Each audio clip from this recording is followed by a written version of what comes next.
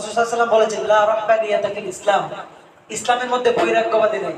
দেখবা কিছু মানুষ আছে সিরা কাপড় পরে, এখানে একটা তালি দেই, ওখানে একটা তালি দেই, তালি দিয়া পরে, যে মনে করে আহা আমার নবী জীবনে কাপড় পরতে পারে নাই, কিছু কিছু কথা শুনে বেশি বেশি অতি উৎসাহিত, অতি আবেগী মানুষ।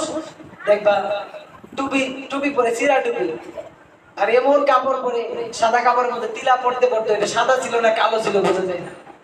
তো রাসূল সাল্লাল্লাহু আলাইহি ওয়াসাল্লাম বলেছেন লা রাহবানিয়াতা ফিল ইসলাম, ইসলামের মধ্যে বৈরাগ্যবাদী নেই। চুল বড় করতে করতে এমন বড় করে চুলের মধ্যে জট পাইতেছে।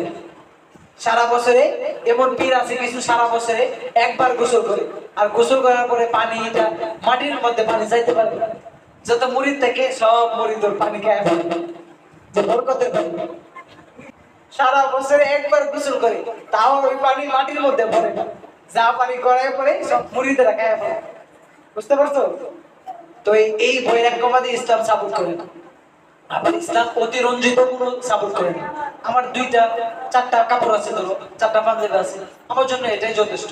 আমি আরো 5-6টা 6-7টা বানায় ফেললাম, এটা ঠিক নয়। কিন্তু আমার বাসার পাশে রাস্তার মধ্যে অনেক ছেলেরা দেখবো বাবা কাপড় পরতে পারে না, আমার কিছু পুরাতন কাপড় বা তোমাদের কিছু পুরাতন কাপড় ওইগুলো দান করে দেবো, তাদেরকে দিয়ে দিবা উপহার স্বরূপ, ঠিক না? আবার দেখবা অনেকে আছে কোনো কিছুই পরে না, এটাও করা যাবে।